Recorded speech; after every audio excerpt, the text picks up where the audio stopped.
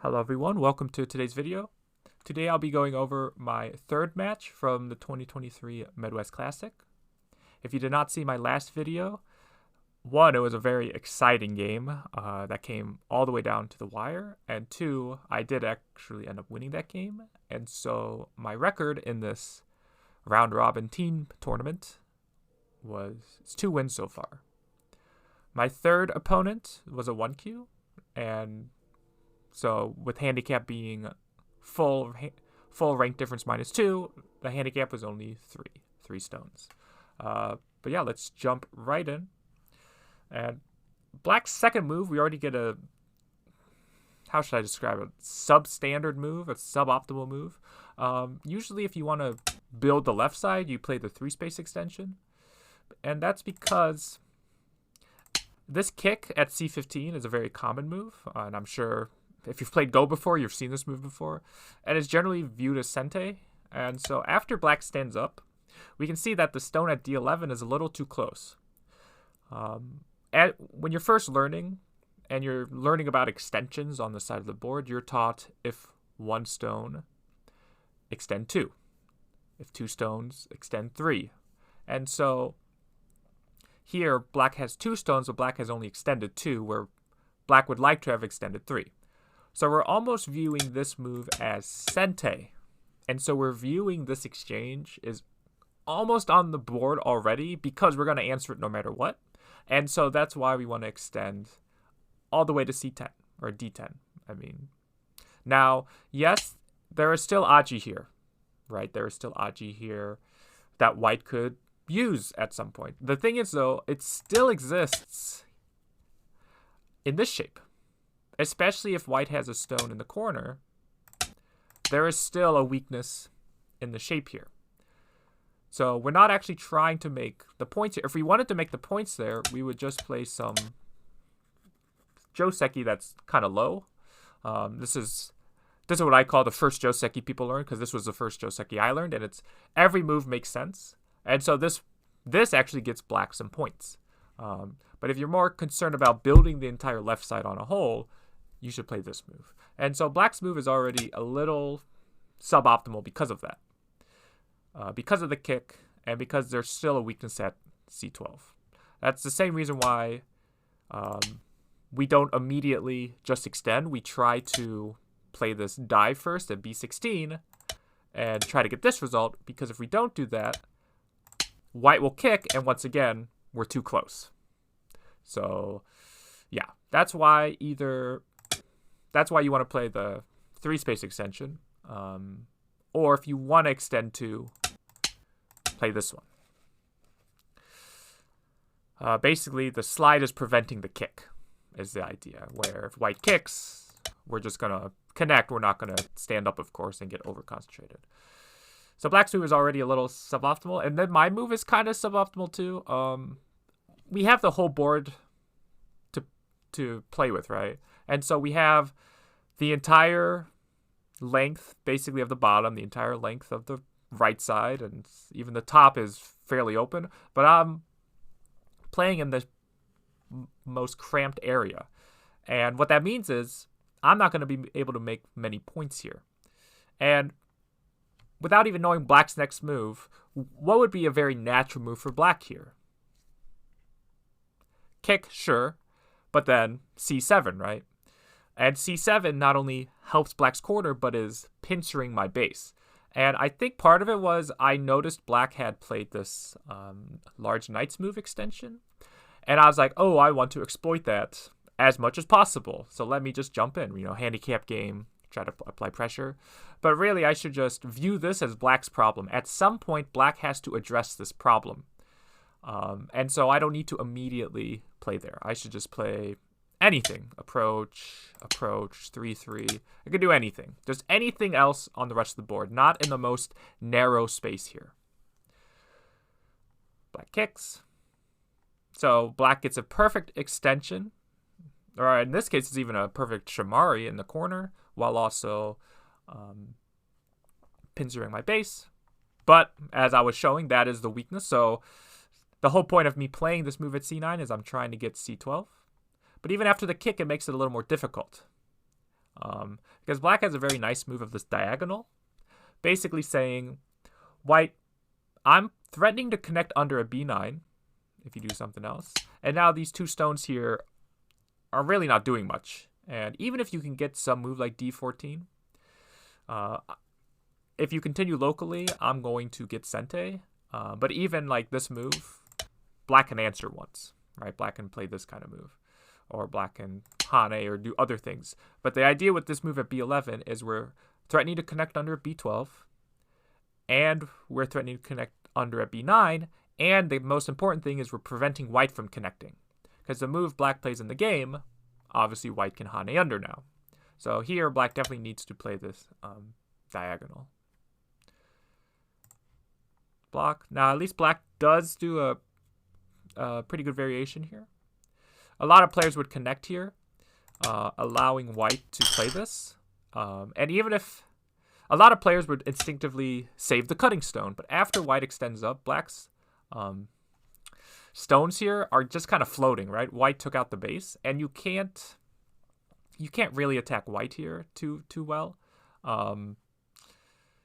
Yeah, because of this weakness here at d13. Black can't really take out white's base too well. So what that means is this would be good for white. So here, actually, black would probably try to take this spot, where if white refutes, then black can save, and now you can see white's shape is much worse. So if white takes, even this, though, white feels like white gets too much because there's still weaknesses at e8, e10, and this hane here. So it's like, even if you fix here, then I'm going to hane. If you fix here, I might cut immediately, honestly. It's just there's too many weaknesses. So maybe you might think, okay, well, what if I play here? But even this, we get into the problem of now your base is too cramped. And you got to live now. You got to live now. So black does a very smart thing of haneing and extending here. This is a very nice technique. Where if white, again, tries to refute, black's going to connect now, and now white can't capture the stone at b11. Whereas before, when you connect immediately, white could. By adding this extra liberty, now white is in trouble, because white needs to protect here. And then you can capture. So this is a very nice technique from black, and we can see white hasn't really gained much from this. So even though black didn't maybe do the best move, black's result is still okay. Because imagine there's nothing there, right? Remember I was saying how white can play this kind of kick in basically sente? And so white can take the corner in, again, basically sente, or at least start to take the corner. But after this exchange here, now I don't get this kick anymore. Now it's not as threatening. So I've even lost aji in my corner. So I do take the corner, but now it's going to be gote when I do it. So black jumps, attach. This is a very natural move to get. And then jump again. And then jump again. So you can see I'm behind in the running fight here. So this move here. So this is a very important shape lesson. Whenever you have a one-space jump shape like this with both colors, this move is not the shape point. Even if white just extends, white's shape is a lot better than black's, because white's initial stone at h9 has more liberties, whereas black's diagonal here, they're not sharing liberties. So there's a lot worse shape for black. So you just want to think of doing something else. Maybe the knight's move here. Maybe the attach. These are the moves you want to consider instead of this move. Now, another reason why this move is bad is white all of a sudden is now ahead in the running fight. Right before, look who's ahead, right? Jump, black's ahead. Black's ahead. But now white can still jump and is able to be ahead in the race. So if you play this move, we can see that if white just jumps, you're ahead now. You're sealing white in. Or if white plays here, again, you're ahead in the race. But now when you do this, now white is ahead. So this diagonal move, try not playing this. This is one of those things that if you can just kind of remember this will just help in the long run, is try not to play this shape. Just try not to play this shape. Black shoulder hits. The idea for this move is good, and it does get me to respond. Because if I jump, this gave black perfect shape. One space jump, but also it's a horse face here. And so I was probably going to add a move anyways, but I didn't like this exchange I made. So I was just like, okay, let me just slide. But I do not like black's pushes here. Black loses a lot of Aji in the corner and lost a lot of liberties as well. Because notice black pushes and then jumps. But I'm going to push and cut. Note the liberties of these 4 stones, right? There's only 3 of them. Imagine black had done it here. Black has 4 liberties in this case. So black's stones here are a lot stronger. So by making these exchanges, it actually doesn't help black too much. It does mean black gets to block here, but again, now look at white's very secure corner. Not that black would want to do it immediately, but there is still Aji in this corner. Whether you get moves like this, which can pair well if you have stones on the outside, attachments, there's just a lot of bad Aji in the corner for white. But after these exchanges, even after this, white's corner is impenetrable now. So black has helped white's corner. And yeah, this cut is very annoying for black now. So black Ataris and extends, but where's the shape point in black's shape? Can you see it? It's here. And now white is attacking black's shape. Because the problem with black's fight here is black, let's say white goes elsewhere completely, right? How does black capture these stones? Well, black doesn't want to just push like this because it weakens the top. But black also doesn't want to push this way because it weakens these stones. So how can black really attack these cutting stones? It's actually quite difficult. So that's why white's able to attack black's shape and kind of treat these 2 stones lightly. So black connects and then peep. And black does a very smart thing of playing here. But white can break through the shape. Black peeps. And here, if black had played this move, the thing is black's actually already connected. There's no way for white to separate black. Just because of how strong black is here on the left. So this, even though I broke through here, I didn't really gain much. Because you can see I didn't gain any points. Black wasn't thinking of making points here because it's in the center. And black gets this very important move at J13, which does help surround the stones at K16, the cutting stones. So, yeah, if black had done this, I didn't really gain much. Maybe I gained a little bit of eye space for my group here, but I wasn't worried about this group to begin with. So, but black covers, and this allows me to cut like this. And we can see why this is a lot of problems for black, because not only is now black's left side cut off and needs to live, but now, again, count the liberties of these stones here. There's only 3 of them. And once, basically 4 liberties is considered strong. Once you get less than 4 liberties, that's when things get a little dicey. So if you can keep your stones to more than 4 liberties, then you're doing good. But right now, these are down to 3. So black pushes, cover, black covers, Atari, and then play here. Make sure I'm connected. But again, this is really weakening black's outside here. So black blocks. Yeah, black does need an extra move. Even if black, maybe black is thinking, you know what, I can live by going here. Because I have this move in sente, right? The thing is, though, this is actually not fully sente. And white can just play like, this move is worth more because it would force black to take once and then fill. And so the thing with this is white can give up this cutting stone here. So even though black lives, white's gained at B14. Whereas if you block, you are threatening to play B16 next. So then it has better endgame implications. But black does need a move. Black could even think, you know what, I can play this move and be alive and go elsewhere. But after white goes here, and you think this is sente, oops, this cut, the thing is, white doesn't need to connect because now white's in danger, but white can Atari first. If you take, white can Atari, and white's fine. But if you extend, now white can play here, and now your 2 stones here are very weak. So this comes down to how valuable is the stone at f9. As long as the stone doesn't help black live, you can treat it lightly. So if this stone gave black an eye, then obviously it's very important. But because it doesn't, you can play this Atari. So always look for stones that you can give up while you're attacking. This is the perfect example. But yes, black does need to add a stone is the bottom line. And this is probably the best way to do it. But now I get to push and jump. And what is this jump threatening? If black does something else, I can wedge here. And this, again, black had 3 liberties. Now black has 2. Black goes here. Atari, Atari, Atari. And this is going to miss this cornerstone.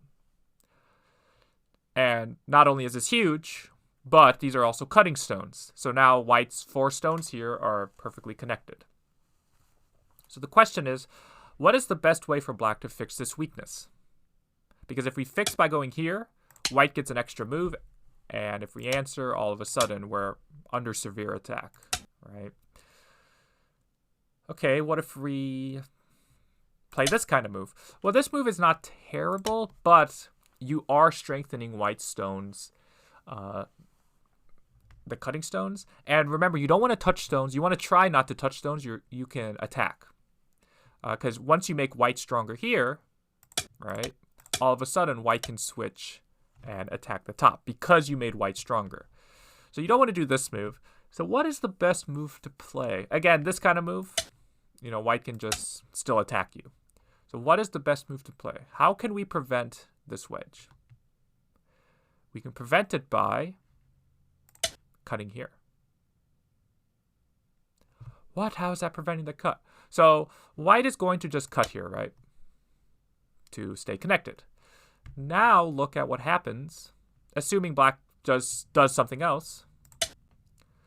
Have we fixed this wedge? We have, because now when I Atari here, where can black play? Black can capture.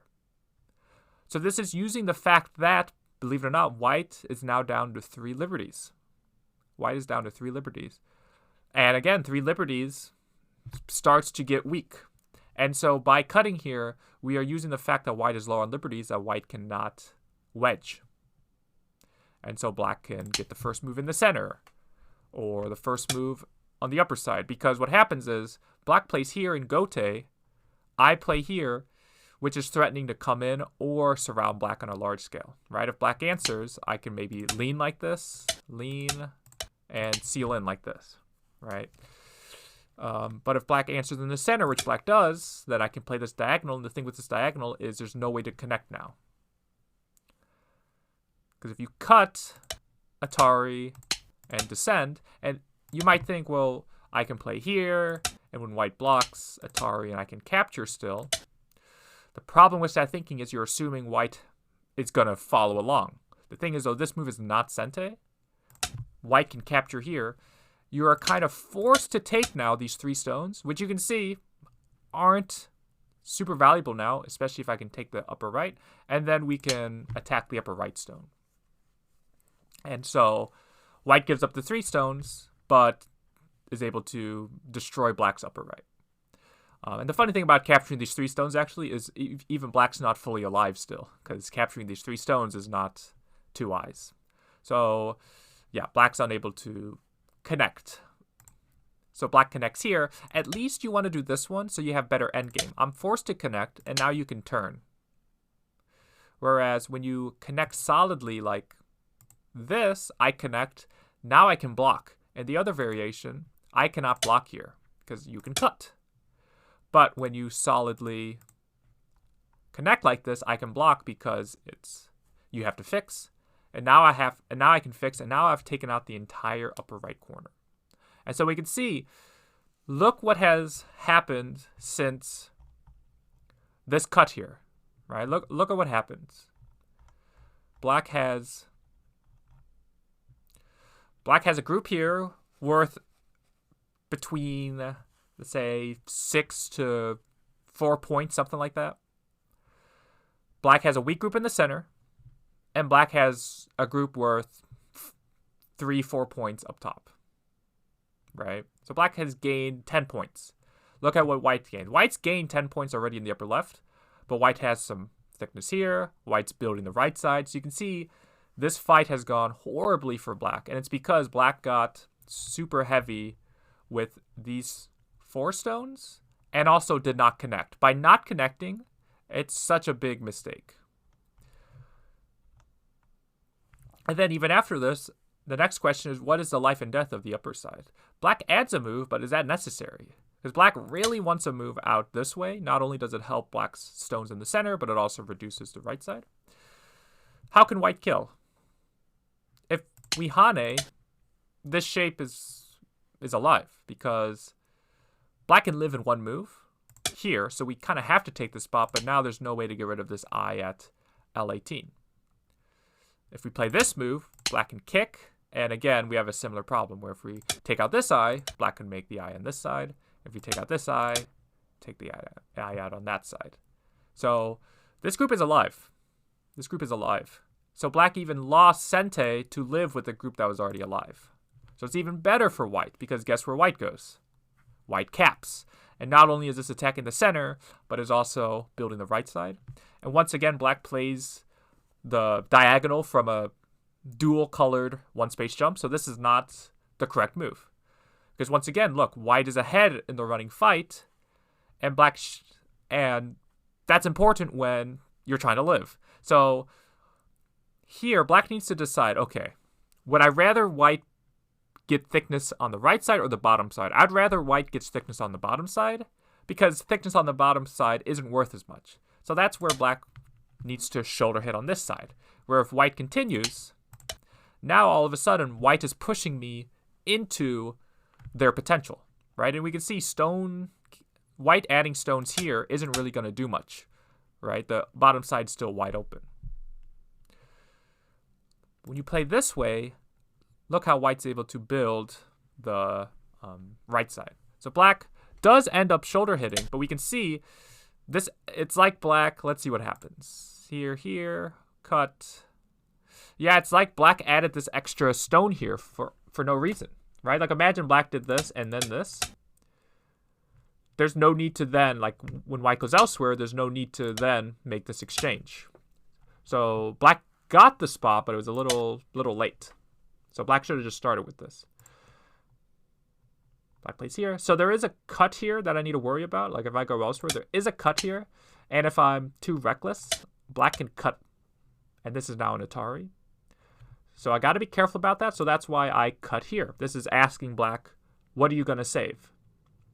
Because if black saves this stone, then I can push, cut, and maybe Atari, or maybe extend, probably just Atari. And this would actually make the game quite exciting, because we would get some fight where this cut is sente, black can extend because black has the ladder, and we would get this kind of fight.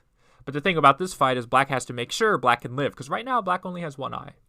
So this would be very dangerous for black. So that's why when I cut, black goes here and extend. And then black goes here. So this is another pretty huge mistake for black, because black is saving the tail of the dragon in gote. So we have to ask ourselves, okay, if I save these stones, how much is it worth? Well, in this case, it's worth 0 points. And it doesn't even help me get an eye. So here, like, let's imagine black Atari'd and then goes elsewhere, right? If white wants to cut here, we can exchange the points that we couldn't make here to at least make points here, right? So imagine, okay, maybe white gets equal amount of points here as they would have here.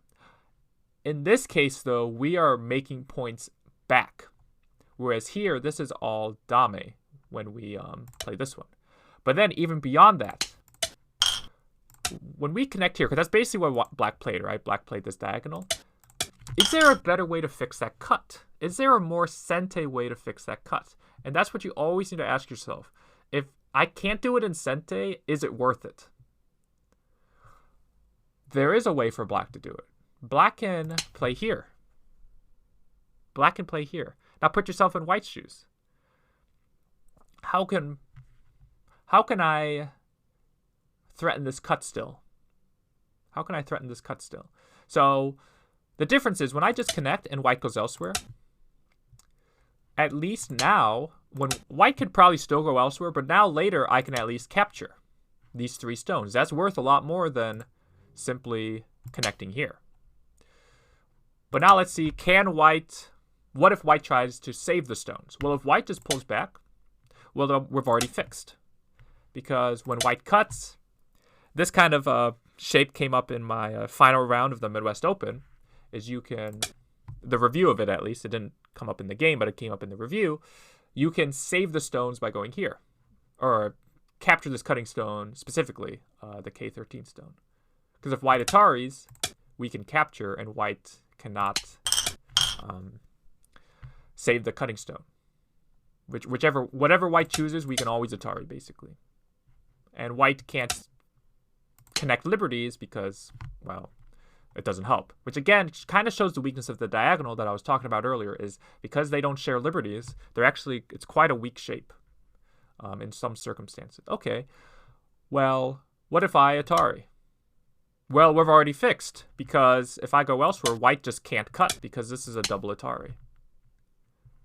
White goes here, capture. White's fix, capture. So we can at least fix in a more efficient way by going here. Again, white would probably go elsewhere still, but at least now we can capture the K16 stones. And this is actually where black's taking away liberty here actually helped black, because it took away liberty from these K16 stones. So black played a move that locally is quite bad, but it could have helped black later. But black didn't even play the sequence that used it in a helpful manner. So black could have Atari'd and then gone elsewhere. Or, sorry, wedge. And that even means, I believe, that white can't cut because you can still wedge. I think the order of moves doesn't even matter here. I think you can still wedge. So, yeah, pretty cool. Pretty cool strategy here is of this wedge to fix the cut here. Black doesn't see that, so again, black connects in gote, which allows me to extend. Black backs off. So I jump again. I just need to build the right side. That is huge. So black needs to live. So I take the shape point here. Black jumps and then shoulder hit. Again, black would like to be able to push and cut this, but black is too weak in the center. So black has to just push and then make a tiger's mouth, but I'm going to peep that. And then descend. So now not only am I building the right side, and the right side is fully secure. Fully secure. And it's because of how weak black got in the center. But now I'm also taking out black's last potential, which is the bottom. So black peeps, connect, extend. Black's attacking white a little bit, and it gets a little dicey, but white, at this point, white is alive.